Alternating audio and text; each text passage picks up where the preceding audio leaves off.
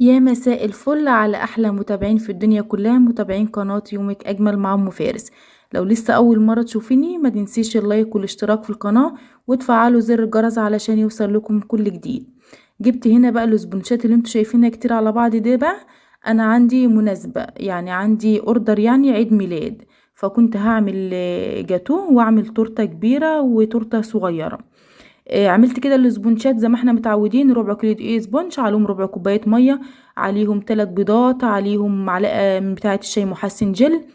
واضرب الاسبونج واحطه في الصاج، وبعد كده اطلع الصاج، وبعد ما اغطيه شوية كده علشان اشتغل فيه الجاتوه على طول. انما سويس رول بيشتغل وهو دافي شوية كده. خلاص جبت كده اول اسبونج معايا بالشوكولاتة. قسمت كده الاسبونج الاتنين، يعني يكون قد بعض. انا بعملهم بالنظر كده، مش بقيس بمسطره ولا حاجه. وبعد كده رشيت السيرم بتاعي، وبعد كده صل على عليه محمد. الصلاه والسلام. نزلت بالكريمه بتاعتي، طبقه من الكريمه فردتها كده، وبعد كده حطيت الطبقه التانية من الكيكه. وبعد كده سويت اخر طبقه عندي بالكريمه وسويتها بالسكلافر كده. وجبت اول قطعه كده من الجنب ده والجنب ده قطعتهم. واي زوايد بقى بشوفها مثلا زايده شويه، بقصها زي ما انتوا شايفين كده. وعلشان كمان حاجه كمان، عشان الجاتو بتاعك يبان، يعني لما تقطعي مثلا الجنب من هنا ومن هنا الجاتو بتاعك هيبان. جبت كده بقى جناش الشوكولاته وعملت اول سبونج كده معايا بالشوكولاته. يعني انا هعمل اول دستة بالشوكليت يعني. سويت بقى كده الجناش معايا وهو سخن كده. وبعد كده انا مش هقطعه دلوقتي لحد ما يرتاح معايا شويه في التلاجة. انا كل ما بشتغل في سبونش يعني بدخله التلاجة وبعد كده بجيب غيره. السبونش ده برضو انا هعمله شوكولاتة.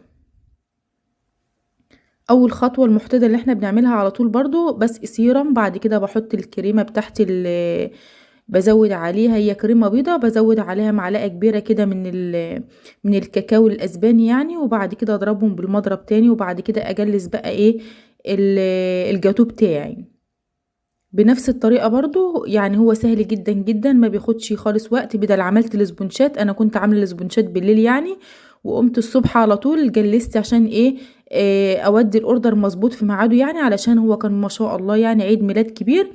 فعشان كنت اخلصه واسلم الاوردر وارتاح، يعني اما بسلم الاوردر ببقى مرتاحة يعني، وببقى حاسة ان انا خلاص بشيل كده الزوايد اللي انتوا شايفينها دي. وبعد كده بساوي الجنوب بقى عندي خالص. الجناش عندي تاني هو برضو يبقى كده الدستة كده معايا، علشان الصاج بيعمل معايا 6 قطع. انا كده عملت صاجين اتنين من الشوكولاتة. وبعد كده خلاص كده 12 قطعة معايا هسويهم بقى.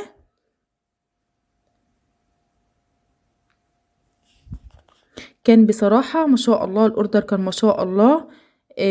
كان طالع معايا زي الفل. اللي انا كنت حطيته كده في الفريزر طلعته بقى عشان اقطعه كده زي ما انتوا شايفين. طبعا انا زينت كده الحاجات اللي بتتزين، يعني الروزيتات، يعني ورد روزيتات. وبعد كده ضفت الشوكولات الاسود اللي انتوا شايفينه ده، ورصيته بقى كده على البورد بتاعنا. وبعد كده يا بنات انا بحط بقى البسكوت والحاجات قبل ما هو يمشي. ليه بقى انا ما بضيفش البسكوت ولا اي حاجه؟ علشان الوقت اللي طويل لسه، يعني كنا الصبح بدري قوي. فقلت انا مش هحط بقى الاوريو ولا اي تزيين خالص ولا اي شوكليت على الوش كده قبل ما يمشي يعني بشويه، علشان البسكوت ما يطرش معايا ولا اي حاجه تطرى معايا كده. اكون موديه لحاجه كويسه وتشرف يعني. يعني احنا بدل بنعمل كده ونودي، يبقى لازم الحاجه تكون راحه بقيمتها كده ويكون تشرف. شايفين دستة الجاتو اول دستة كده؟ طبعا هي ما راحتش كده، انا خلصتها وهي ماشية بقى. الاسبونج الفانيليا دي بقى اللي انتوا شايفينه ده انا هعمله بقى بالكريمة البيضة. نفس الخطوات برضو اللي انا عملتها. بسوي كده بقى طبقة الكريمة وبضيف القطعة بتاعة الكيك التانية، وبعد كده بنزل بالكريمة واسويها بالسكلافر كده واسقيها بالسيرم. اهم حاجة علشان طراوة التورتة او الجاتو، يعني لازم السيرم هو اللي بيديني الطراوة والطعم الحلو كده للجاتو او التورت. سويت بقى كده الكيكة بتاعتي، واي حتة بشوفها مثلا مش مظبوطة بزود فيها الكريمة شوية. لو وصلت لحد هنا بقى من الفيديو ما تنسيش اللايك والاشتراك في القناة وتفعلوا زر الجرس علشان اي فيديو جديد انزله ينزلك على طول. كده خلاص زي ما انتم شايفين انا قصيت الطروف والجوانب كلها ظبطتها يعني، علشان كنت بقى في الكاميرا علشان بس الفيديو ما يطولش عليكم. وجبت صوص الفراولة، طبعا بحبه جدا، بحب اشتغل بيه جدا جدا، بيدي شكل وكمان طعم حكاية حكاية. ظبطت كده الوش كده بتاعنا، سويت الصوص كله شكل بعضه، دخلته بقى الفريزر شوية يتشمع معايا شوية، وجبت بقى صوص المانجا عملته بنفس الموضوع برضو. انا كنت هنا بقى بختار الوان كويسة يعني حلوة تكون تنفع في اعياد ميلاد، فالالوان ما شاء الله كانت جاية مع بعضها يعني، وكان ما شاء الله كان تحفة. طبعا انا هوريكم الجاتو كلته في الاخر يعني، بس معلش ملحقتش اصور الجاتو وهو ماشي يعني بعد ما خلصت التزيين بتاعه. قطعت كده الفراولة كده معايا القطع يعني 6 قطع متساوية، وبحط كده كل قطعة في ورق من بتاع الكب كيك، بيحافظ كده على على خرطة الجاتو يعني، وما بيخلاش تلزق في اللي جنبيها ولا حاجة. فأحسن يعني لما تيجي تعملي سويس رول ولا جاتو تحطيه في ورق كب كيك. رصيت بقى النص دستة دي جنب بعضها علشان اقطع التانية بقى. رصيت كده بقى الجاتو بتاع الفراولة وجاتو المانجا رصيتهم تحت بعض كده، يعني البورد كده واخد معايا الدست الجاتو ما شاء الله يعني زي ما انتم شايفين كده ما شاء الله. الوان وشكل وطعم في منتهى الجمال. هنا بقى الصاج ده عملته كده قطع كبيرة كده زي ما انتم شايفين مربعات كبيرة، وبعد كده قطعتها لمثلثات كبيرة، وبعد كده حسيت ان المثلث كبير قوي. حسيت ان هو اوفر يعني. حتى لما حد يجي ياكله هتحس ان هو كبير كده في الايد يعني.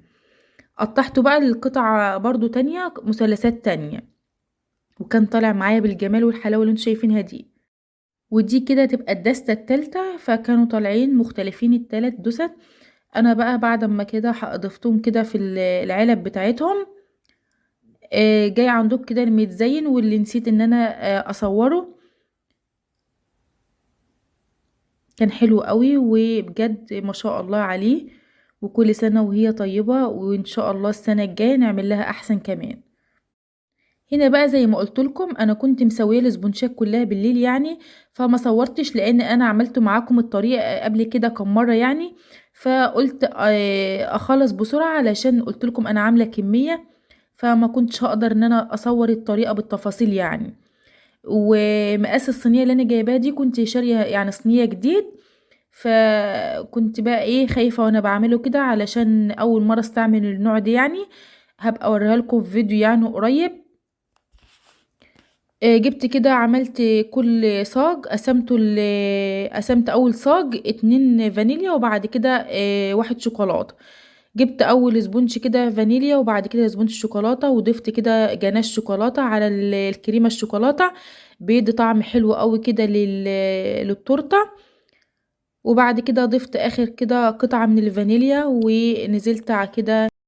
ما شاء الله كانت طالعة معايا حجمها كويس جدا والارتفاع بتاعها كان ما شاء الله. جيت على الجنوب بقى كده ونزلت داير ما يدور بالكريمه بتاعتي علشان اقدر ان انا اجلسها بسهوله. لما بحط الكريمه كده في القرطاز اللي انتوا شايفينه بتاع الحلواني ده، بيسهل عليا طريقه التزيين جدا احسن ما اخد كده بالسكلافر واحط على التورته. فكده احسن لك يعني واسهل لك لو انتي بتجلسي كده احسن بكتير جدا. جلست بقى كده من الجنوب ومن فوق.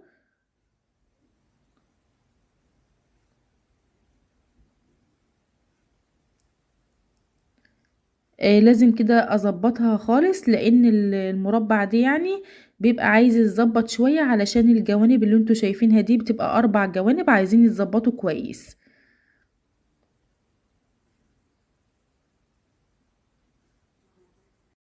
وبعد كده ما بسوي التورته بتاعتي من فوق من الجناب يعني بدخله بقى الفريزر، ما بشتغلش فيه، بسيبه شويه علشان اقدر ان انا اشتغل فيه بقى واخلصه بس اما يشمع شويه في الفريزر. مسحت كده البورد بتاعي بقى كده وجبت السكلافر المشنشر واديته الشكل اللي انتوا شايفينه ده.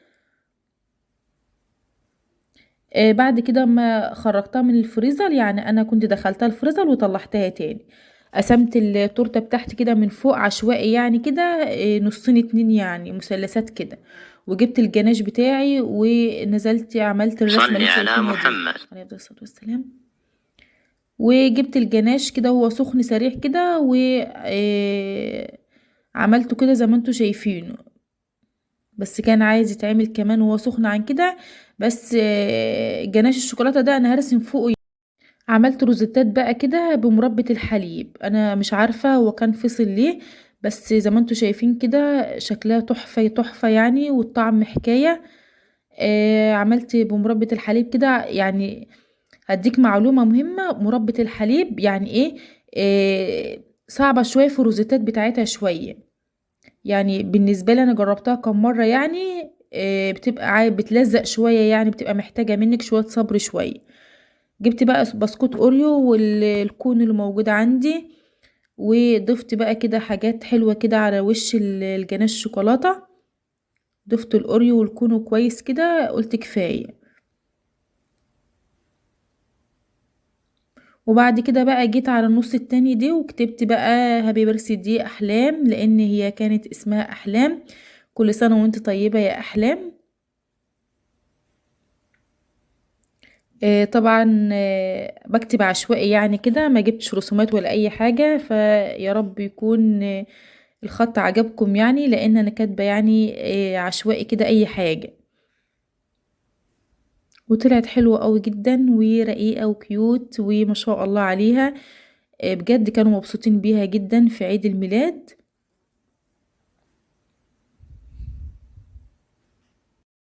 يا رب يكون فيديو النهاردة عجبكم، وما تنسونوش اللايك والاشتراك في القناة وتفعلوا زر الجرس علشان اي فيديو جديد انزله ينزلوك على طول. واستنوني في فيديو جديد من قناة يومك اجمل مع ام فارس. السلام عليكم ورحمة الله وبركاته. باي باي.